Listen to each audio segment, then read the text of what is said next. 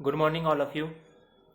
आपण introduction to insurance म्हणजे विम्याची ओळख हा युनिट बघतोय. ह्या पहिल्या युनिटमध्ये आपण सर्वप्रथम विमा म्हणजे काय, त्यानंतर विम्याची पार्श्वभूमी काय आहे, विम्याचं स्वरूप काय आहे, विम्याची वैशिष्ट्ये काय आहेत. त्यानंतर कालच्या लेक्चरमध्ये आपण विम्याचा आर्थिक आणि वाणिज्यविषयक दृष्टिकोनातून महत्त्व काय आहे हे सगळे मुद्दे बघितलेले आहेत. आजच्या लेक्चरमध्ये आपण विम्याच्या सामाजिक दृष्टिकोनातून जे महत्त्व आहे ते बघणार आहे.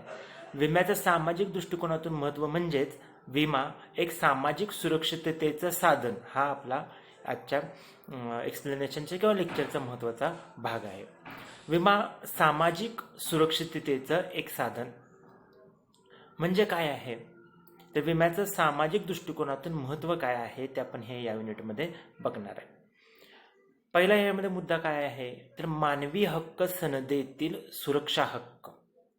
मानवी हक्क सनद म्हणजे काय आहे हे सगळ्यात पहिल्यांदा तुम्हाला लक्षात घेतलं पाहिजे. 1948 साली संयुक्त राष्ट्रसंघ जो आहे त्याला युनेस्को असं आपण म्हणतो, संयुक्त राष्ट्रसंघ. त्या संयुक्त राष्ट्रसंघानं मानवी हक्क विषयक सनद जाहीर केली. म्हणजे त्याने त्यात काय सांगितलं की जो व्यक्ती जगामध्ये कोणत्याही देशात मानव म्हणून जन्माला येतो अशा व्यक्तीचे काही मूलभूत अशा प्रकारचे हक्क आहेत आणि अधिकार आहेत, आणि हे हक्क किंवा अधिकारांची पूर्तता करण्याची जबाबदारी त्या देशाच्या राष्ट्रीय शासनाची आहे, असं मानवी हक्क विषयक सनदेमध्ये ठरवण्यात आलं. मग संयुक्त राष्ट्रसंघानं ही मानवी हक्क विषयक सनद जी बनवलेली होती त्यामुळे मानवाचे स्वतःचे व्यक्तीसाठी आणि कुटुंबासाठी काही हक्क निर्धारित करण्यात आले होते. हे कोणते कोणते हक्क आहेत, तर अन्न, वस्त्र, निवारा, आरोग्य, शिक्षण आणि सामाजिक सेवांचा लाभ घेण्याचे हक्क देण्यात आलेले होते. याशिवाय बेकारी, वैधव्य, अपघात, आजारपण ह्यासारख्या ज्या काही नियंत्रणाबाहेरच्या बाबी आहेत त्याच्यामुळे जे व्यक्तीच्या जीवनामध्ये नुकसान होते त्याची भरपाई करण्यासाठी म्हणून सुरक्षिततेचा हक्क मानवाला प्रदान करण्यात आला. हे मानवी हक्क सनदेतील जे सुरक्षा हक्क व्यक्तीला प्रदान करण्यात आलेले आहेत, ह्या सुरक्षा हक्कांची पूर्तता करण्याचं काम कोण करतो, विमा करतो. म्हणून विमा सामाजिक दृष्टीनं महत्त्वाचा आहे. त्यानंतर सुरक्षा निधीची सोय. भारतीय राज्यघटनेचं कलम 41 जे आहे त्या कलम 41 मध्ये सामाजिक सुरक्षिततेचा उल्लेख करण्यात आलेला आहे. सामाजिक सुरक्षितता म्हणजे काय, ही संकल्पना कशी उदयाला आली, सामाजिक सुरक्षिततेचं नक्की नेमका अर्थ काय होतो हे देखील आपण लक्षात घेणं गरजेचं आहे. तर सामाजिक सुरक्षितता म्हणजे काय आहे, तर कोणतीही व्यक्ती स्वतःच्या कुटुंबाची काळजी घेण्याचा प्रयत्न करत असते, स्वतःच्या कुटुंबाला सुरक्षितता प्रदान करण्याचा प्रयत्न करत असते, सर्व प्रकारच्या धोक्यांपासून कुटुंबाचा बचाव करण्याचा प्रयत्न करत असते. परंतु काही वेळा खूप मोठ्या नैसर्गिक आपत्ती घडतात, अकस्मात काही घटना घडतात आणि कुटुंबाचं अतोनात मोठं नुकसान होतं. मग अशा वेळेला त्या व्यक्तीला स्वतःच्या स्रोतांच्या माध्यमातून हे नुकसान भरून काढणं शक्य नसतं. अशा वेळी ही व्यक्ती समाजाकडे अपेक्षेनं बघते आणि समाज आपल्यातील एका नुकसान झालेल्या घटकाची भरपाई करण्यासाठी म्हणून मदत करतो. ह्याला सामाजिक सुरक्षिततेची मदत म्हणतात. समाजाच्या वतीनं समाजाच्या कुटुंबाच्या पलीकडे जाऊन विचार केला जातो आणि समाजाची मदत करण्यासाठी म्हणून सामाजिक सुरक्षिततेच्या भावनेतून मदत केली जाते.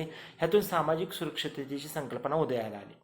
17व्या-18व्या शतकामध्ये जेव्हा औद्योगिक क्रांती झाली तेव्हा कारखान्यांमध्ये काय व्हायचं, जे युरोपियन देश आहेत त्या युरोपियन देशांमधल्या कारखान्यांमध्ये महिला, 14 वर्षाखालील मुलं हे सगळेजण काम करायचे आणि त्या कामगारांचं सगळ्यांचं वेतन अत्यंत कमी असायचं.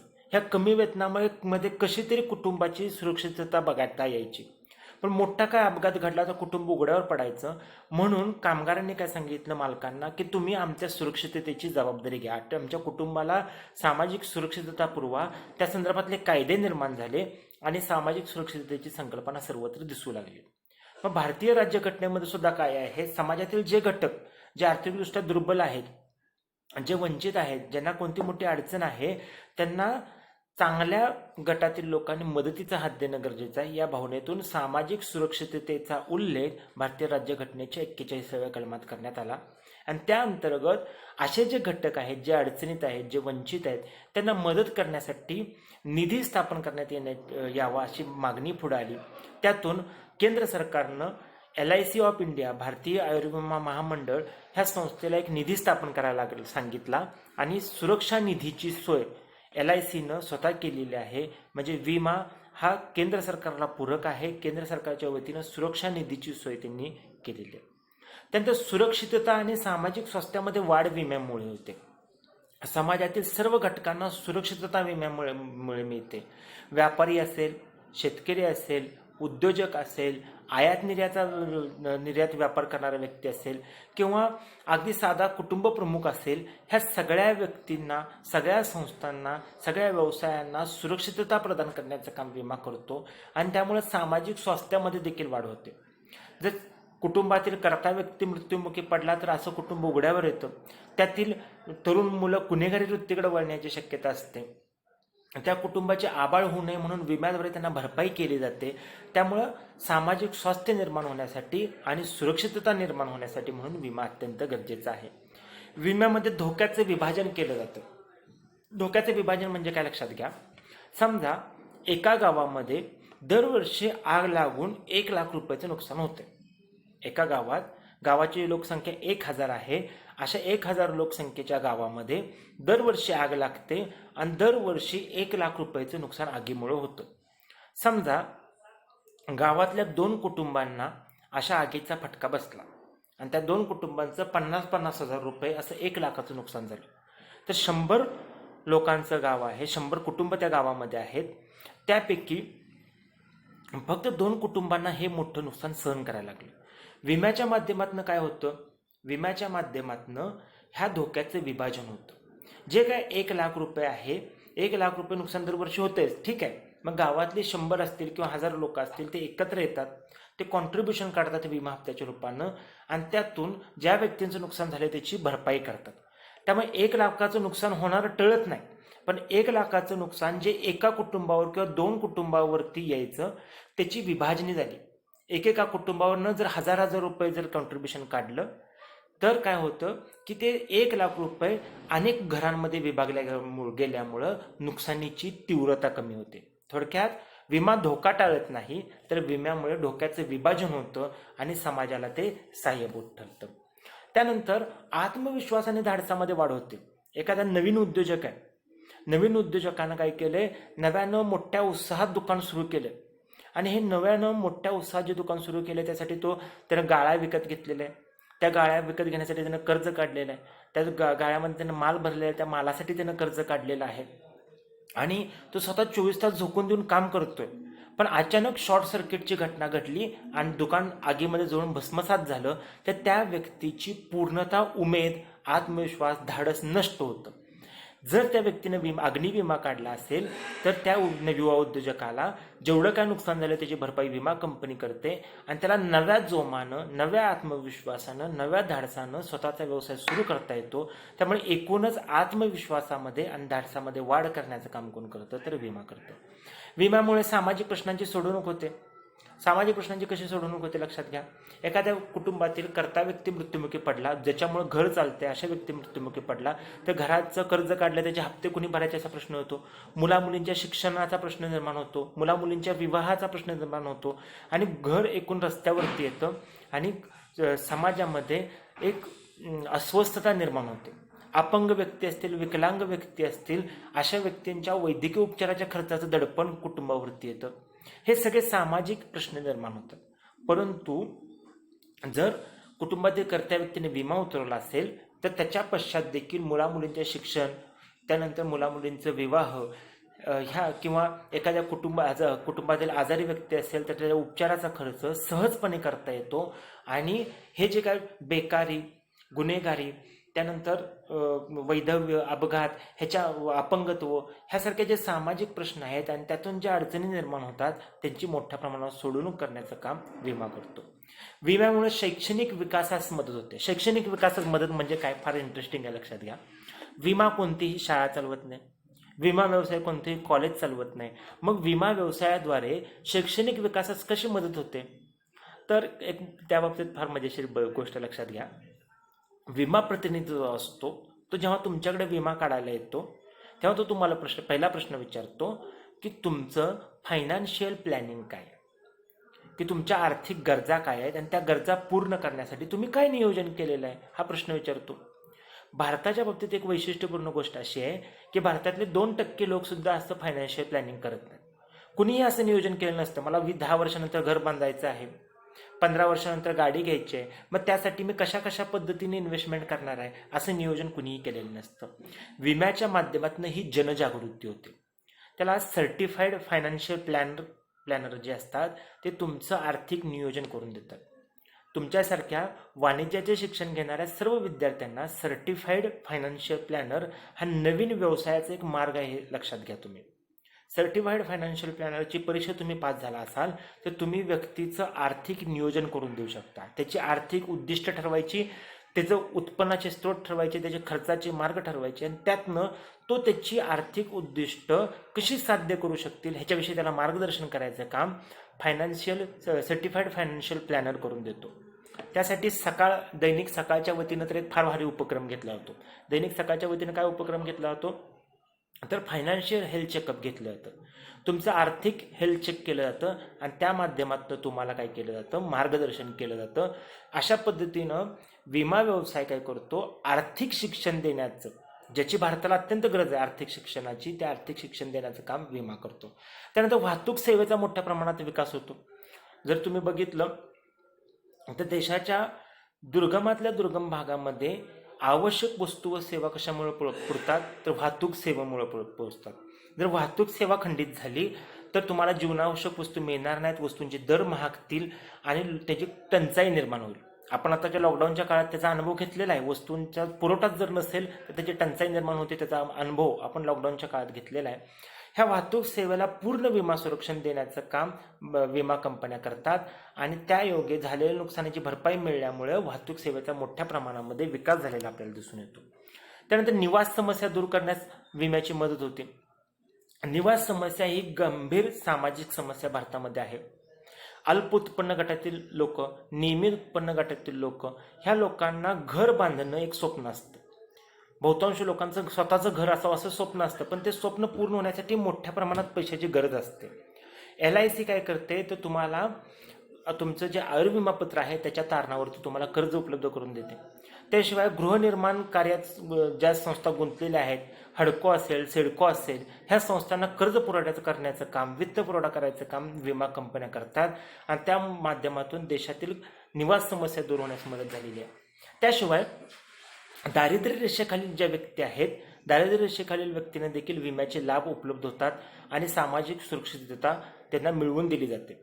दारिद्र्य रेषेखालील व्यक्ती म्हणजे कोण तर भूमिहीन शेतमजूर असतील, रिक्षा चालक असेल, हातगाडी चालवणारे असतील, मजुरी करणारे असतील, असे जे अत्यंत दारिद्र्य रेषेखालची लोक आहेत ज्यांना विमा घेणं परवडू शकत नाही, पण ज्यांना विम्याची सर्वाधिक गरज आहे.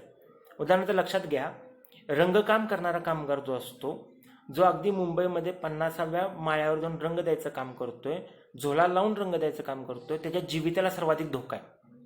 जो हातगडी ओढायचं काम करतोय त्याला जीविताला सर्वाधिक धोका आहे, परंतु विमा घेण्यासाठी त्याच्याकडे पैसे नाही आहेत. अशा व्यक्तींच्या बाबतीमध्ये विमा कंपन्या काय करतात, त्यांच्या सुरक्षा निधी जो असतो, त्यांच्याकडे जो सेपरेट सामाजिक निधी जो असतो, त्यातून अशा व्यक्तींना अत्यंत अल्प दरामध्ये विम्याच्या सुविधा पुरवल्या जातात. आपण पंतप्रधान विमा योजना विषय ऐकले असेल. पंतप्रधान विमा योजनेअंतर्गत तुम्ही 1 लाखाचा विमा 1 रुपयात घेऊ शकता बँकेमध्ये जाऊन. म्हणजे असे जे समाजातील दुर्बल घटक आहेत त्यांना विमा संरक्षण मिळवून देण्याचं काम देखील ह्या सामाजिक दृष्टिकोनातून केलं जातं. त्यामुळे विमा एक सामाजिक सुरक्षिततेचं साधन आहे असं आपण म्हणतो. त्यानंतर विम्याचे प्रकार आपण बघणार आहे. आजच्या लेक्चरमध्ये अजून एक महत्त्वाचा भाग बघायचा आपल्याला, तो म्हणजे विम्याचे प्रकार. विम्याचे प्रमुख 2 प्रकार आहेत. एक म्हणजे आयुर्विमा आणि 2 म्हणजे सर्वसाधारण विमा. तुमचा जो सिलेबस आहे मुळात फर्स्ट इयरचा, तो सिलेबसच 2 भागात डिवाइड आहे. पहिल्या भागामध्ये तुम्ही फक्त आयुर्विमा बघणार आहे आणि सेकंड सेमिस्टरला तुम्ही सर्वसाधारण विमा बघणार. आयुर्विमा म्हणजे काय, माणसाच्या जीवनाचा विमा. आयुर्विमा त्याला जीवन विमा असं देखील म्हणतात. जो माणसाच्या जीवनाचा विमा आहे त्याला आपण आयुर्विमा असं म्हणतो. आणि दुसरा विम्याचा प्रकार म्हणजे सर्वसाधारण विमा. आयुर्विमा सोडून बाकीच्या सगळ्या विम्यांना आपण सर्वसाधारण विमा असं म्हणतो. मग विम्याचे मुख्य काही प्रकार आपण बघणार आहे. त्यामध्ये सर्वप्रथम आहे तो म्हणजे व्यक्तिगत विमा. व्यक्तिगत विमा म्हणजे काय? नावातच आहे, व्यक्तीचा विमा म्हणजे व्यक्तिगत विमा. जो विमा जिवंत व्यक्तींचा काढला जातो अशा विम्याला व्यक्तिगत विमा असं म्हणतात. मग त्याचे काही प्रकार आहेत. त्याच्यामध्ये सगळ्यात पहिला प्रकार आहे आयुर्विमा किंवा जीवन विमा. नावातच आहे, व्यक्तीच्या जीवनाचा विमा म्हणजे जीवन विमा. ह्या विम्याचे दोन मुख्य प्रकार आहेत, आजीवन विमा आणि हयातीतील विमा.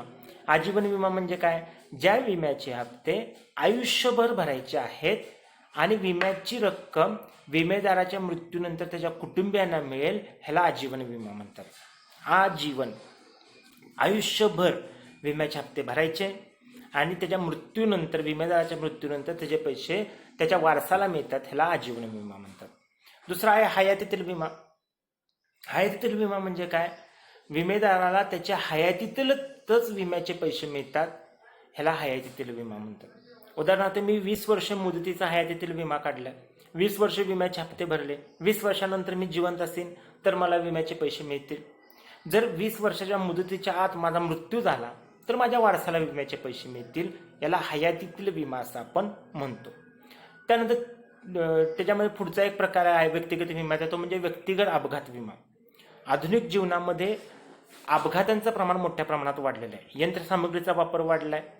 आपल्या अगदी किचनपासून ते रस्त्यापर्यंत सर्वत्र यंत्रसामुग्रीचा वापर वाढला आहे. इलेक्ट्रॉनिक साधनं वाढलेली आहेत, मशिनरी वाढलेली आहे.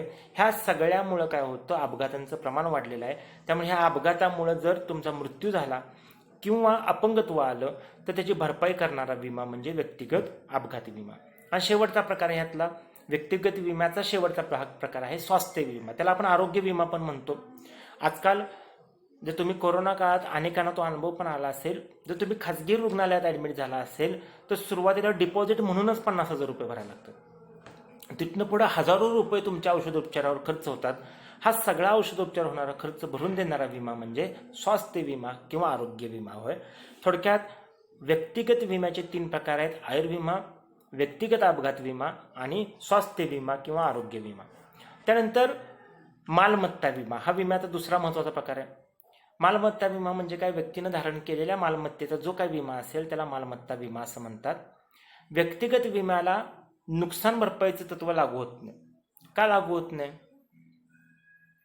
कारण व्यक्तीच्या जीवनाची किंमत पैशात करता येत नाही, त्यामुळे त्याला नुकसान भरपाई तत्व लागू होत नाही. एखाद्या व्यक्ती मृत्युमुखी पडलाय तर त्याच्या जीवनाची किंमत 1 लाख होती म्हणून त्याला 1 लाख भरपाई द्या असं आपल्याला म्हणता येत नाही, कारण व्यक्तीच्या जीवनाची किंमत अमूल्य असते. त्यामुळे व्यक्तिगत विम्याला नुकसान भरपाई तत्व लागू होत नाही.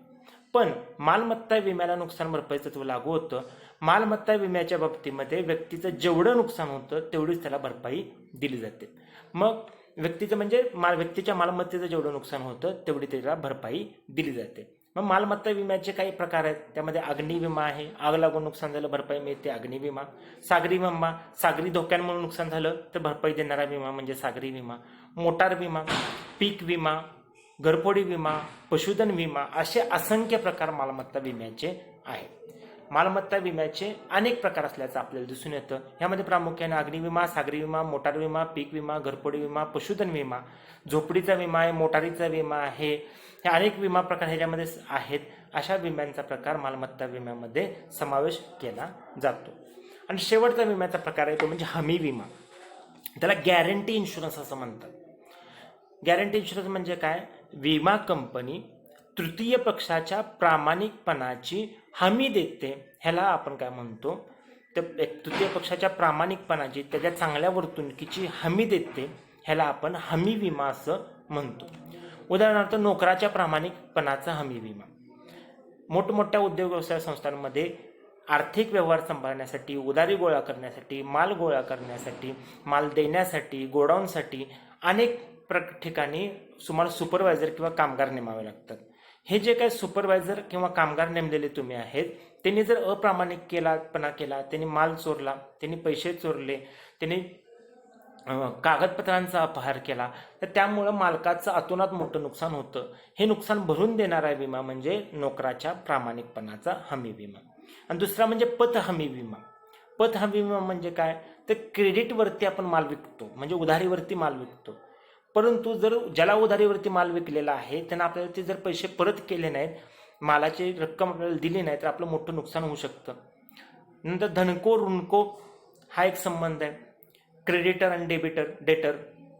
धनकोला ऋणकोला काही कर्जावर रक्कम दिलेली आहे 5 लाखाची, पण त्यानं ती रक्कम बुडवली तर धनकोचं मोठं आर्थिक नुकसान होतं. ह्या नुकसानीची भरपाई करणारा विमा म्हणजे हमी विमा. ह्याच्यामध्ये विमा कंपनी तृतीय पक्षाच्या प्रामाणिकपणाची हमी घेते, त्याच्या चांगल्या वर्तनाची हमी घेते, आणि जर त्या व्यक्तीनं कडनं काही नुकसान झालं तर त्याची भरपाई विमेदाराला करून देते. ह्याला हमी विमा असं म्हणतात. हे विम्याचे प्रमुख 3 प्रकार आणि त्याच्या अंतर्गत उपप्रकार आहेत. व्यक्तिगत विमा म्हणजे व्यक्तीच्या जीवनाचा विमा, त्यानंतर मालमत्ता विमा, व्यक्तीने जी काही मालमत्ता धारण केलेली आहे त्याचा विमा, आणि तिसरा म्हणजे हमी विमा. हे 3 विम्याचे मुख्य प्रकार आहेत आणि त्याच्या अंतर्गत अनेक सारे उपप्रकार आपण आज बघितलेले आहेत. थोडक्यामध्ये आजच्या लेक्चरमध्ये आपण काय बघितलेलं आहे, तर विमा एक सामाजिक सुरक्षिततेचं साधन कसं आहे आणि विम्याचे वेगवेगळे प्रकार कोणते कोणते आहेत ह्याचा अभ्यास आपण आजच्या लेक्चरमध्ये बघितलेला आहे. ह्याच्या नोट्स थोड्याच वेळामध्ये मी तुम्हाला देणार आहे. हे आपलं 3रं लेक्चर आहे. माझी तुमच्याकडनं अपेक्षा अशी आहे की तुम्हाला ज्या काही नोट्स दिलेल्या आहेत त्या पुन्हा पुन्हा वाचा आणि ह्या विषयाची चांगल्या पद्धतीने तयारी करा. ठीक आहे, धन्यवाद.